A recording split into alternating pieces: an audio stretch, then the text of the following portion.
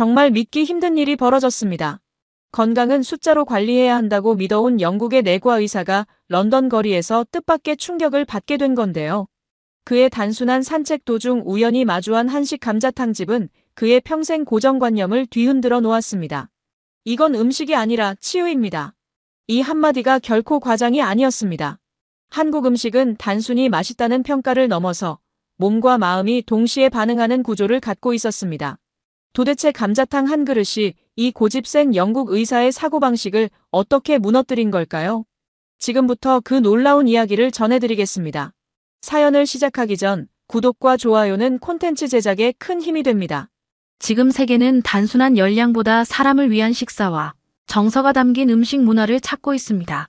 그리고 그 질문 앞에 한국은 조용하지만 분명한 해답을 내놓고 있었습니다. 저는 런던 세인트 토머스 병원에서 일하고 있는 내과 전문의 제임스 브래드쇼입니다. 의사 생활을 한 지 벌써 15년이 넘었네요. 매일 아침 7시에 일어나 병원 가운을 입는 일상이 제게는 너무나 익숙합니다. 내과 의사로 살아간다는 건 생각보다 꽤나 고된 일이죠. 아침부터 저녁까지 끊임없이 환자들을 만나야 하고 그들의 건강 문제를 분석하며 최적의 해결책을 찾아야 합니다. 물론 의학이라는 길을 택했을 때부터 예상했던 일상이에요. 하지만 가끔은 제 자신의 건강마저 챙기지 못하는 날들이 이어집니다. 아이러니하지 않나요? 다른 사람들의 건강을 위해 살면서 정작 자신의 건강은 뒷전으로 미루는 의사라니. 환자들에게는 영양 균형을 늘 강조하면서 말이죠. 저의 일상 식사는 대단히 실용적입니다. 점심은 대개 단백질 쉐이크 한 병으로 해결하고 가끔 사과나 바나나를 곁들이는 게 전부예요.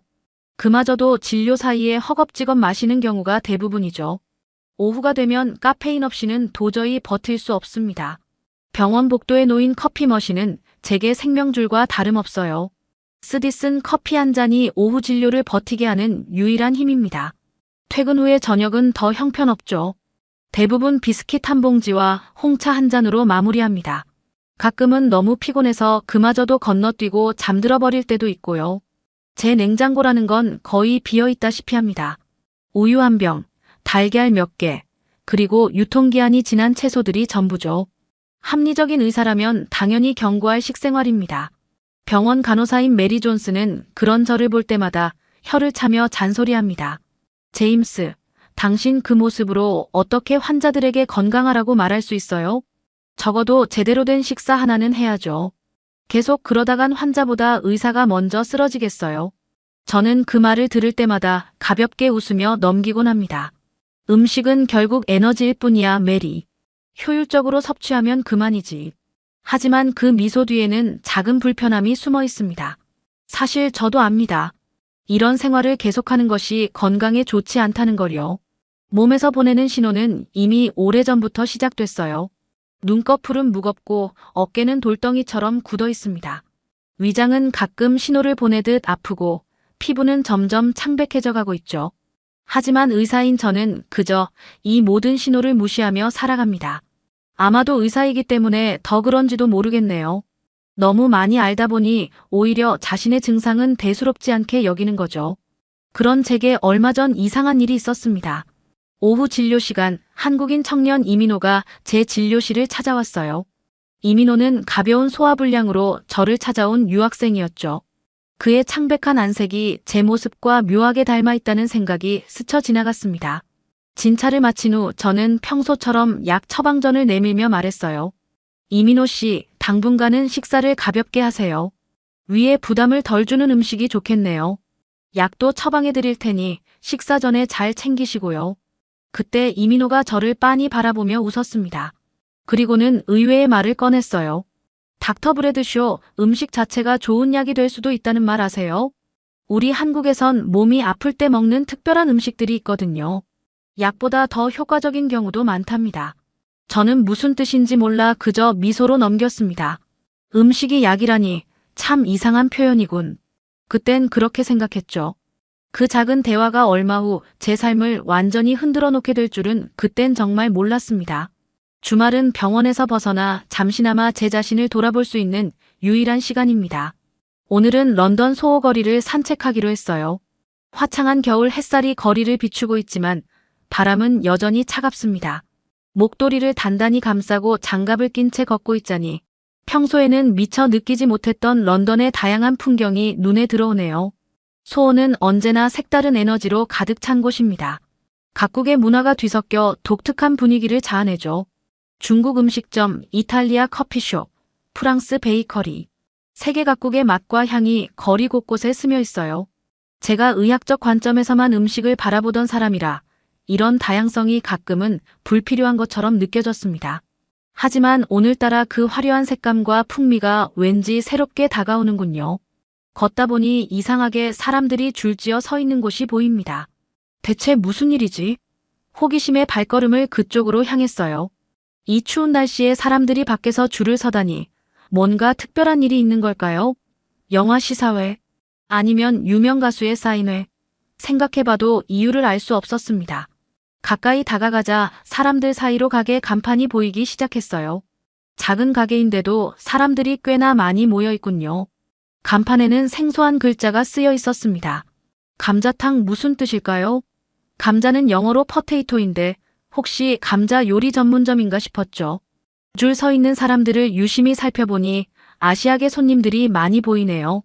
특히 젊은 층이 대부분이었습니다. 그들의 표정이 무척 기대에 차 있어요.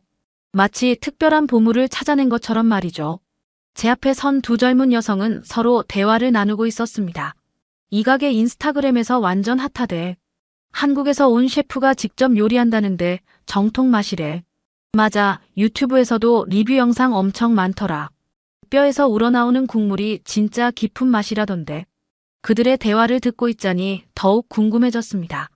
뼈에서 우러나오는 국물. 의학적으로 보면 콜라겐과 미네랄이 풍부하겠군요. 하지만 그게 그렇게 특별할까요? 영국에도 소고기 스튜나 양고기 요리가 있는데 말이죠. 길게 늘어선 줄을 보며 고개를 저었습니다. 사람들이 음식 하나에 이토록 열광하는 모습이 이해가 가지 않았어요. 특히 이렇게 추운 날 밖에서 기다리는 것까지요. 저라면 절대 하지 않을 일입니다. 시간은 너무나 소중한 자원이니까요. 그저 효율적으로 영양소를 섭취하는 것이 합리적이라고 생각했습니다. 1시간을 기다려 먹는 음식이 과연 그만한 가치가 있을까? 의문을 품으며 그냥 지나치려는 순간이었습니다. 문득 코끝을 스치는 향기가 느껴졌어요. 문이 열리면서 가게 안에서 풍겨나오는 향이었죠. 익숙하지 않은 하지만 묘하게 식욕을 자극하는 향이었습니다.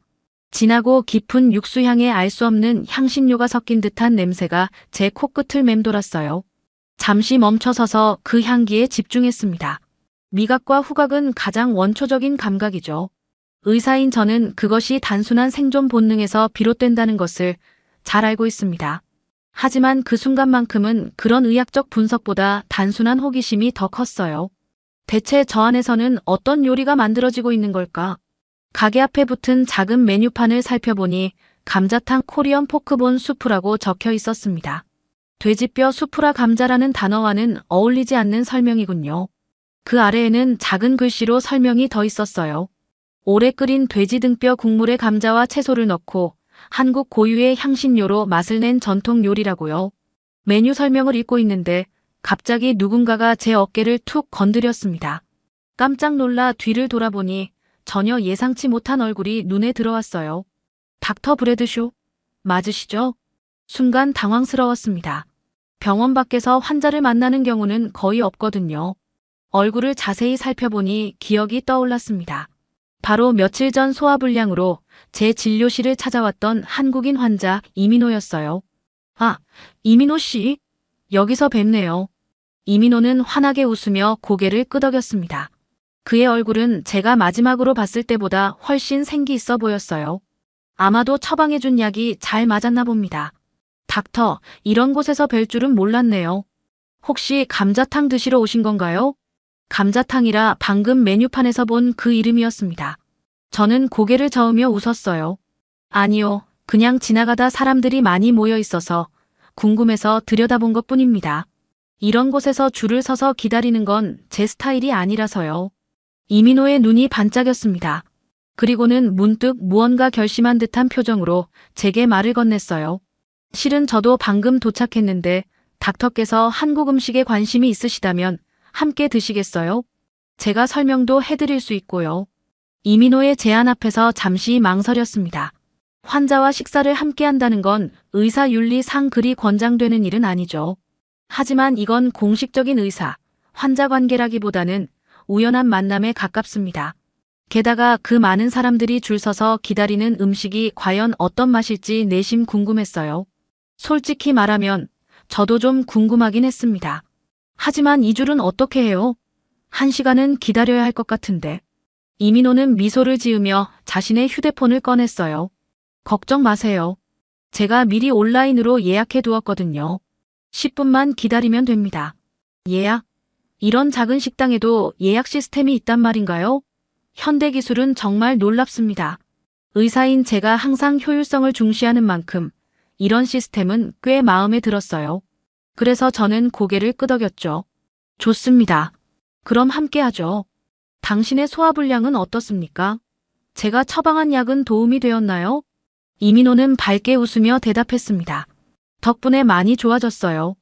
근데 약보다 더 효과 있었던 건 제 할머니가 알려주신 뜨거운 생강차였어요. 영국에 오기 전에는 몸이 안 좋을 때마다 할머니가 특별한 음식을 해주셨거든요. 다시 음식과 약의 이야기군요. 그의 말에 절로 미소가 지어졌습니다. 문화적 차이로 인한 관점의 차이겠지만 어쩐지 그의 말에 작은 호기심이 생기기 시작했어요. 잠시 후 직원이 나와 이민호의 이름을 부르더니 우리를 안으로 안내했습니다. 문을 열자마자 따뜻한 공기와 함께 진한 향신료와 고기 국물 냄새가 코를 찔렀어요. 그 순간 제 위가 소리내어 울렸습니다. 아침에 커피 한 잔 외에는 아무것도 먹지 않았다는 사실을 그제야 깨달았죠. 식당 내부는 생각보다 아늑했습니다. 흰색과 나무색이 조화를 이루는 인테리어에 정갈한 테이블 세팅이 인상적이었어요. 벽에는 한국의 전통 그림으로 보이는 액자들이 걸려 있었고 한쪽에는 한글로 쓰인 메뉴판도 있었습니다. 대부분의 손님은 젊은 커플이나 친구들 같아 보였어요. 화기애애한 분위기 속에서 음식을 즐기는 모습이 어쩐지 부러웠습니다. 우리는 창가 쪽 2인석에 앉았어요. 자리에 앉자마자 이민호는 메뉴판을 가리키며 말했습니다. 여기 감자탕은 정말 특별해요. 런던에서 가장 정통에 가까운 맛이라고 해요. 특히 이 식당은 한국에서 직접 공수한 재료로 육수를 낸다고 하더라고요. 메뉴판을 살펴보니 감자탕 외에도 다양한 한국 음식들이 있었습니다. 불고기, 비빔밥, 김치찌개 모두 생소한 이름들이었어요. 메뉴 사진과 영어 설명을 보니 대부분 육류와 채소가 어우러진 균형 잡힌 식사처럼 보였습니다. 영양학적으로는 나쁘지 않은 구성이군요. 이민호 씨, 당신이 전문가니 추천해 주세요. 감자탕은 기본으로 하고 다른 것도 같이 먹어보면 좋을까요? 이민호의 얼굴이 환하게 빛났습니다. 아마도 제가 그의 문화에 관심을 보인 것이 기뻤나 봅니다. 그는 직원을 불러 유창한 한국어로 주문을 했어요. 한국어의 억양과 리듬이 묘하게 음악적으로 들렸습니다. 감자탕 하나와 파전 하나 주문했어요. 파전은 한국식 부침개인데 해산물과 파가 들어간 맛있는 전이에요. 감자탕과 함께 먹으면 정말 좋습니다. 주문을 마치고 이민호는 갑자기 진지한 표정을 지었어요. 닥터 실은 제가 영국에 온 지 이제 6개월 됐어요. 처음엔 모든 게 낯설었죠. 특히 음식이요. 영국 음식은 조금 제 입맛에 안 맞았거든요. 매일 샌드위치와 피시앤칩스만 먹다 보니 건강이 안 좋아졌어요. 그래서 소화불량으로 병원을 찾게 된 거였죠. 그의 말을 듣고 있자니 문득 제 자신의 모습이 겹쳐 보였습니다. 저 역시 매일 대충 끼니를 때우며 건강을 방치하고 있었으니까요. 이민호의 이야기를 듣고 있는데 직원이 커다란 냄비와 함께 둥근 철판을 가져왔습니다. 냄비 안에는 붉은빛의 국물과 커다란 뼈가 보였어요. 그 위에는 감자와 각종 채소들이 올려져 있었고 고명으로 초록색 나물이 뿌려져 있었습니다. 옆에 철판에는 노릇하게 구워진 부침개가 있었고 그 속에는 파와 해산물이 보였죠. 음식이 테이블에 놓이자 주변 공기가 더욱 향긋해졌어요. 제 위는 이미 반응하기 시작했습니다. 이민호는 국물을 큰 그릇에 담아 제게 건넸어요. 자, 이제 한국의 진짜 맛을 느껴보세요. 이건 단순한 음식이 아니라 우리 문화의 일부니까요. 저는 그릇을 받아들고 이상한 설렘을 느꼈습니다. 마치 미지의 세계로 들어서는 문턱에 선 것 같은 기분이었어요. 국물이 입술에 닿기 직전 저는 잠시 멈춰 섰습니다. 이 순간이 왠지 중요하게 느껴졌어요. 제 일상의 작은 변화, 어쩌면 더 큰 무언가의 시작일지도 모른다는 예감이 들었습니다. 국물을 한 모금 입에 넣었습니다. 그 순간 예상하지 못했던 깊은 맛이 입안을 가득 채웠어요. 뜨겁고 진한 육수에 알 수 없는 향신료의 복합적인 풍미가 더해져 있었죠. 처음 느껴보는 맛이라 정확히 표현하기는 어렵습니다. 매콤하면서도 고소하고 깊은 감칠맛이 뒤따르는 독특한 맛이었어요. 저도 모르게 감탄사가 튀어나왔습니다. 평소에 제 모습이라면 결코 없었을 반응이죠. 감정 표현이 드문 사람이라고 스스로 생각했는데 이 순간만큼은 솔직한 반응이 절로 나왔어요. 이민호는 제 반응을 보고 웃었습니다. 어떠세요? 이게 바로 진짜 감자탕의 맛이에요. 한국에서는 이런 국물 요리를 해장국이라고도 해요. 숙취에도 좋고 몸이 지쳤을 때 원기를 회복시켜주는 음식이죠. 저는 다시 한 모금을 더 마셨어요. 이번에는 첫 모금보다 더 많은 맛이 느껴졌습니다. 매운맛 뒤에 감춰진 달콤함, 고기의 깊은 육질감, 그리고 알 수 없는 허브와 향신료의 조화로움까지. 정말 놀랍네요. 이 맛을 내기 위해 어떤 재료를 쓰는 거죠? 이민호는 국물 속에 있는 재료들을 하나하나 설명해주기 시작했어요. 기본적으로 돼지 등뼈를 10시간 이상 고아서 만든 육수예요. 여기에 고춧가루, 된장, 고추장 같은 한국 전통 양념을 넣고 감자, 깻잎, 파, 숙주나물 등의 채소를 더하죠. 그리고 마지막에 들어가는 깻잎과 들기름이 정말 중요한 역할을 해요. 향을 더해주거든요. 10시간 이상이라고요? 음식 하나를 위해 그렇게 오랜 시간을 들인다니 놀라웠습니다. 물론 서양 요리에도 오래 끓이는 수프가 있긴 하지만 제 일상에서는 상상도 못할 정성이었어요. 이게 사실 감자탕이라는 이름이 붙었지만 감자 자체가 주재료는 아니에요. 이름의 유래에 대해서는 몇 가지 설이 있는데 감자가 들어가서 그렇다는 설도 있고 옛날에 등뼈를 감자라고 불렀다는 설도 있죠. 흥미로운 이야기였습니다. 음식 하나에도 이렇게 역사와 문화가 담겨 있다니요. 저는 국물뿐만 아니라 고기도 맛보기로 했어요. 큰 등뼈에서 고기를 발라내는 게 조금 어색했지만 이민호가 도와주었죠. 이렇게 고기를 발라서 쌈장이나 소금에 찍어 드셔도 돼요. 아니면 국물과 함께 드셔도 좋고요. 고기를 맛보니 놀랍게도 부드러웠습니다. 오래 끓여서 육질이 무르고 진한 맛이 고기 속까지 배어 있었어요. 이런 식의 요리법은 서양 의학에서도 권장할 만합니다. 오랜 시간 끓이면 콜라겐이 젤라틴으로 변해 소화가 쉽고 관절 건강에도 좋으니까요. 그런데 문득 의문이 들었습니다. 이런 국물 요리를 먹으면 나트륨 섭취가 너무 많지 않을까요? 의사로서 환자들에게 저염식을 권하는 제가 이렇게 짭짤한 국물을 마시고 있다니 아이러니하기도 했어요. 파전도 맛보았습니다. 바삭한 겉면과 쫄깃한 속, 그리고 신선한 해산물과 파의 조화가 놀라웠어요. 이민호는 작은 종지에 담긴 검은색 소스를 가리켰습니다. 간장 소스에 찍어 드세요. 더 맛있어요. 그의 조언대로 했더니 정말 맛이 한층 더해졌습니다. 짭조름한 간장 소스가 파전의 고소함을 끌어올려주는 느낌이었어요. 식사를 계속하면서 저는 이 음식에 대해 점점 더 많은 궁금증이 생겼습니다. 단순한 호기심을 넘어서 진정한 관심이 생겨났어요. 특히 의사로서 이런 음식이 건강에 미치는 영향이 궁금했죠. 한국에서는 이런 국물 요리를 약식이라고도 하나요? 아까 오래 끓인 국물은 약보다 낫다고 하셨던 것 같은데요. 이민호의 얼굴이 밝아졌습니다. 맞아요. 한국에서는 약식동원이라는 말이 있어요. 약과 음식의 근원이 같다는 뜻이죠. 몸이 약할 때는 특별한 음식으로 보양을 하는 문화가 있어요. 예를 들어 산후에는 미역국, 추운 겨울에는 삼계탕처럼요. 의학적 관점에서 보면 사실 일리가 있는 이야기입니다. 음식은 몸의 기본 에너지원이자 회복의 기반이니까요. 서양 의학에서는 약물 치료에 집중하지만 동양의 접근법은 음식 자체의 치유력을 중요시하는 것 같았어요. 식당 안을 둘러보니 다른 테이블에 앉은 사람들도 즐겁게 식사를 나누고 있었습니다. 특히 눈에 띄는 건 가족 단위의 손님들이었어요. 아이들까지 이런 매콤한 음식을 즐기고 있다니 신기했습니다. 아이들도 이런 매운 음식을 먹나요? 이민호가 웃으며 대답했어요. 어렸을 때부터 조금씩 먹다 보면 적응돼요. 한국에서는 매운 음식을 잘 먹는 것이 일종의 자랑거리이기도 하고요. 맵찔이라고 매운 음식을 못 먹는 사람을 약간 놀리기도 해요. 문화적 차이가 흥미로웠습니다. 영국에서는 어린이들에게 자극적인 음식을 주는 것을 꺼리는 편인데 한국에서는 오히려 그것이 문화의 일부로 받아들여진다니요. 식사가 진행될수록 제 생각은 점점 깊어졌습니다. 그동안 음식을 그저 영양소의 집합으로만 봤던 제 시각이 조금씩 변하고 있었어요. 이 감자탕 한 그릇에는 단순한 탄수화물, 단백질, 지방만이 아니라 오랜 역사와 문화 그리고 정성이 담겨 있다는 걸 느낄 수 있었습니다. 문득 메리의 말이 떠올랐어요. 그 꼴로 환자들에게 건강하라고 어떻게 말할 수 있어요? 정작 저는 환자들에게 균형 잡힌 식사를 권하면서 제 자신은 단백질 쉐이크와 커피로 하루를 버티고 있었죠. 여기 이 한국 식당에서 만난 음식은 제게 작은 깨달음을 주고 있었습니다.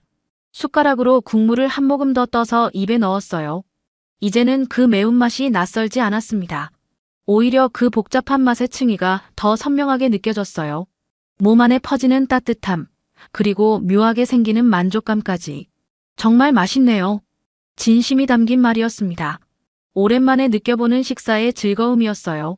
이민호는 그저 미소를 지을 뿐이었지만 그 표정에서 자신의 문화를 인정받은 기쁨이 묻어났습니다. 식사를 계속하면서도 제 머릿속에는 여러 생각이 맴돌았어요. 어쩌면 저는 너무 많은 것을 놓치고 살아온 건 아닐까. 효율성과 합리성만을 추구하며 음식이 줄 수 있는 다양한 경험과 즐거움을 외면해온 건 아닐까. 그리고 무엇보다 의사로서 환자들에게 진정한 건강이 무엇인지 제대로 전하고 있는 걸까. 식사를 하는 동안 테이블 위의 작은 그릇들이 계속 제 시선을 끌었습니다. 처음에는 그냥 장식이라고 생각했던 작은 접시들이 사실은 모두 다른 맛과 질감을 가진 음식들이었어요. 이민호는 그것들을 반찬이라고 불렀죠. 이민호 씨, 이 모든 작은 그릇들이 궁금해요. 각각 다른 맛과 색상을 가지고 있네요. 이게 다 우리 주문에 포함된 건가요? 이민호는 빙그레 웃으며 고개를 저었습니다. 아니요, 이건 모두 반찬이라고 해서 기본으로 제공되는 음식들이에요. 한국 식당에서는 주요 요리와 함께 이렇게 여러 가지 작은 반찬들이 함께 나오는 게 일반적이죠. 기본으로 제공된다고요? 추가 비용 없이요? 제 질문에 이민호는 당연하다는 듯이 고개를 끄덕였어요. 네, 물론이죠. 게다가 대부분의 한국 식당에서는 반찬을 더 달라고 하면 무료로 리필해줘요. 특히 김치 같은 건 원하는 만큼 더 먹을 수 있어요. 이것은 비즈니스 관점에서 보면 상당히 특이한 관행이었습니다. 런던의 레스토랑에서는 상상도 할 수 없는 일이죠. 모든 것에 비용이 부과되는 세상에서 이런 관대함은 어떻게 설명할 수 있을까요? 그건 비즈니스 모델로서는 다소 비효율적으로 보이는데요. 왜 그렇게 하는 걸까요? 이민호는 잠시 생각에 잠기더니 진지한 표정으로 대답했습니다. 한국에서 식사는 단순히 배를 채우는 행위가 아니에요. 그것은 하나의 대접이자 예의라고 할 수 있죠. 손님에게 풍성한 음식을 내놓는 것은 존중의 표시예요. 그래서 반찬이 많고 다양할수록 더 정성스러운 식사로 여겨져요. 존중과 대접으로서의 식사 흥미로운 개념이었습니다. 서구 사회에서 음식은 종종 단순한 필요나 개인적인 즐거움의 대상으로 여겨지지만 이민호가 설명하는 한국 문화에서는 사회적 관계의 중요한 매개체로 기능하는 것 같았어요. 그럼 이 각각의 반찬들은 어떤 의미가 있나요? 특별한 순서로 먹어야 하는 건가요? 이민호는 테이블 위에 작은 그릇들을 하나씩 가리키며 설명하기 시작했습니다. 딱히 정해진 순서는 없어요. 자유롭게 드시면 돼요. 이건 김치예요. 한국에서 가장 유명한 발효 음식이죠. 이건 콩나물 무침, 여기 있는 건 시금치 나물이에요. 이 검은색은 김이라고 하는 해초예요. 이 노란색은 단무지라고 물을 절인 거고요. 각 반찬을 맛보았습니다. 김치는 매콤하면서도 상큼한 맛이 특이했고 나물류는 고소한 참기름 향이 코끝을 자극했어요. 그 다양한 맛과 질감이 주 요리인 감자탕과 어우러져 놀라운 조화를 이루고 있었습니다. 이렇게 다양한 맛을 한 번에 경험할 수 있다니 놀랍네요. 서양 식사는 보통 한 가지 주요 맛에 집중하는 경향이 있거든요. 이민호는 고개를 끄덕이며 말했어요. 맞아요. 한국 식사는 오방색이라고 해서 5가지 색을 갖추는 것을 중요시해요. 이는 영양적으로도 다양한 성분을 섭취하게 해주죠. 또한 맛의 조화도 중요한데 짠맛, 단맛, 신맛, 쓴맛, 감칠맛의 균형을 추구해요. 영양학적 관점에서 보면 이런 다양성은 실제로 상당히 이상적이었습니다. 다양한 색상의 식품은 다양한 영양소를 의미하니까요. 특히 여러 종류의 발효식품은 장 건강에도 좋을 것 같았어요. 이 식사 방식은 의학적으로도 꽤 균형 잡혀 보이네요. 단백질, 탄수화물, 식이섬유, 그리고 다양한 미량 영양소까지 정말 잘 구성되어 있어요. 이민호는 자랑스러운 듯 미소를 지었습니다. 한국 음식은 오랜 시간에 걸쳐 발전해 왔어요. 예전에는 의학과 음식이 분리되지 않았죠. 음식 자체가 약이었고 건강을 지키는 방법이었으니까요. 테이블 위에 놓인 수저에 대해서도 궁금했습니다. 포크와 나이프 대신 긴 숟가락과 젓가락이 있었어요. 수저 사용법에도 특별한 규칙이 있나요? 이민호가 살짝 웃으며 대답했습니다. 네, 몇 가지 예절이 있어요. 한국에서는 어른이 식사를 시작하기 전에 젊은 사람이 먼저 수저를 들면 실례로 여겨져요. 그리고 숟가락과 젓가락을 동시에 사용하지 않고 밥은 주로 숟가락으로 먹어요. 젓가락으로 음식을 가리키거나 공중에 두는 것도 실례고요. 이런 자세한 예절 규칙이 있다니 놀라웠습니다. 영국에서도 테이블 매너가 있지만 이렇게 세세한 부분까지 의미가 부여되어 있지는 않거든요. 이 모든 것이 음식을 단순한 생존 수단 이상으로 여기는 문화적 깊이를 보여주는 것 같았어요. 정말 흥미롭네요. 식사가 단순히 음식을 먹는 행위가 아니라 하나의 문화적 의식이 되는 거군요. 맞아요. 한국에서는 밥 한 번 먹자라는 말이 단순히 식사 초대가 아니라 관계를 맺고 싶다는 의미예요. 함께 식사하는 것은 서로에 대한 신뢰와 존중의 표현이죠. 그 말을 듣고 보니 오늘 이민호가 저를 이 식당으로 초대한 것도 단순한 식사 이상의 의미가 있었던 것 같았습니다. 그것은 그의 문화를 저와 나누고 싶은 마음, 그리고 의사와 환자 관계를 넘어선 인간적 교류에 대한 바람이 담겨 있었을 거예요. 직원이 다가와 빈 반찬 그릇 몇 개를 가져갔다가 금세 가득 채워진 새 반찬들을 가져다 놓았습니다. 이민호의 말대로 리필이 정말 자유롭게 제공되었어요. 이민호 씨, 실례가 안 된다면 물어볼게요. 한국에서는 식사 비용을 어떻게 나누나요? 각자 자기 몫을 내나요? 아니면 한 사람이 전체를 내나요? 이민호는 약간 부끄러운 듯 웃으며 대답했습니다. 한국에서는 보통 연장자나 사회적 지위가 높은 사람이 식사비를 내는 경우가 많아요. 더치페이라는 개념도 있지만 전통적으로는 한 사람이 전체를 내는 경우가 많죠. 특히 누군가를 초대했다면 초대한 사람이 내는 게 예의예요. 그럼 오늘은 제가 내야 하나요? 아니면 당신이? 이민호는 재빨리 손을 저었습니다. 오늘은 제가 초대했으니 제가 내야죠. 그게 우리 문화의 예의니까요. 다음에 기회가 있다면 그때 닥터께서 내셔도 됩니다. 다음에 그 말이 왠지 기분 좋게 들렸습니다. 이 우연한 만남이 일회성으로 끝나지 않을 수도 있다는 암시였으니까요. 갑자기 제 마음속에 작은 기대감이 생겨났어요. 식사를 거의 마무리할 즈음 이민호는 커다란 뼈를 들어 보이며 말했습니다. 한국에서는 이 뼈에 붙은 고기를 끝까지 발라먹는 게 일종의 기술이에요. 어떤 사람들은 이걸 얼마나 깔끔하게 발라먹느냐로 그 사람의 성격을 판단하기도 한답니다. 그 말에 웃음이 나왔어요. 그럼 저는 어떤 사람으로 보이나요? 아직 고기가 꽤 많이 남아있는데. 이민호도 함께 웃었습니다. 아마도 아직 한국 문화에 적응 중인 영국 신사 정도로 봐드릴게요. 걱정 마세요. 이건 연습이 필요한 기술이니까요. 이렇게 웃고 대화하는 사이 저는 문득 병원에서의 제 모습과 지금의 모습이 얼마나 다른지 깨달았습니다. 병원에서의 저는 항상 진지하고 효율적인 의사였죠. 감정 표현이 적고 환자와의 관계도 철저히 전문적인 수준에서만 유지했어요. 하지만 지금 이 순간 저는 그저 한 사람의 인간으로서 새로운 문화와 음식을 경험하고 있었습니다. 웃고 질문하고 때로는 서툴게 젓가락을 다루는 평범한 사람으로서 말이죠. 이민호 씨, 고맙습니다. 단순히 맛있는 음식을 소개해줘서가 아니라 당신의 문화와 가치관을 나눠줘서요. 오늘 정말 특별한 경험이었습니다. 이민호는 진심 어린 미소로 대답했어요. 아니에요. 제가 더 감사해요. 닥터 브래드쇼 덕분에 제 건강도 좋아졌고 이렇게 제 문화를 나눌 수 있어서 오히려 제가 기쁩니다. 사실 영국에 와서 처음 몇 달은 너무 힘들었거든요. 모든 게 낯설고 특히 음식이 너무 그리웠어요. 이런 한국 식당을 찾았을 때는 정말 집을 찾은 것 같은 기분이었죠. 그의 말을 듣고 있자니 음식이 단순한 영양 공급 이상의 의미를 가진다는 것을 다시 한번 깨달았어요. 그것은 정체성이자 추억이며 문화적 뿌리였습니다. 의학적으로 설명할 수 없는 부분이지만 분명히 존재하는 음식의 정서적, 문화적 측면이었죠. 이민호 씨, 당신이 영국에서 학업을 마치고 한국으로 돌아간 후에도 계속 연락할 수 있을까요? 저에게 더 많은 한국 음식과 문화에 대해 알려주면 좋겠어요. 이민호의 얼굴이 환하게 빛났습니다. 물론이죠. 정말 기쁜 일이에요. 다음에는 비빔밥이나 불고기 같은 다른 한국 음식도 소개해 드릴게요. 그리고 혹시 닥터께서 한국에 여행 가실 일이 있으시면 제가 현지 가이드가 되어 드릴 수도 있고요. 한국 여행 전에는 한 번도 생각해보지 않았던 아이디어였지만 갑자기 매력적으로 들렸습니다. 새로운 문화와 음식을 직접 경험해보는 것. 그것은 제 일상에서 완전히 벗어난 모험이 될 것 같았어요.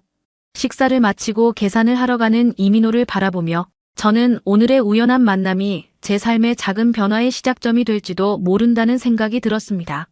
음식을 통해 만난 두 문화의 교차점에서 저는 무언가 새롭고 의미 있는 것을 발견한 것 같았어요. 그리고 그것은 단순히 맛있는 감자탕의 맛이 아니라 음식이 가진 진정한 의미와 가치였습니다. 감자탕집을 나서는 순간 바깥 공기가 차갑게 느껴졌지만 제 몸은 여전히 따뜻했습니다. 단순히 뜨거운 음식을 먹어서가 아니라 몸속 깊은 곳까지 채워진 듯한 편안함이 있었어요. 이런 느낌은 단백질 쉐이크나 비타민 보충제로는 절대 얻을 수 없는 것이었습니다. 그것은 어쩌면 제가 깨달은 가장 중요한 진실이었을지도 모릅니다. 때로는 최고의 치유가 약이 아닌 정성껏 준비된 한 끼의 식사와 그것을 나누는 따뜻한 마음에서 시작될 수 있다는 것을요. 지금까지 긴 이야기 들어주셔서 진심으로 감사드립니다. 저의 이야기가 여러분께 새로운 시각을 줄 수 있었기를 바랍니다. 오늘의 이야기가 마음에 와닿았다면 구독과 좋아요를 눌러주세요. 다음에도 더욱 흥미로운 이야기로 찾아뵙겠습니다. 감사합니다.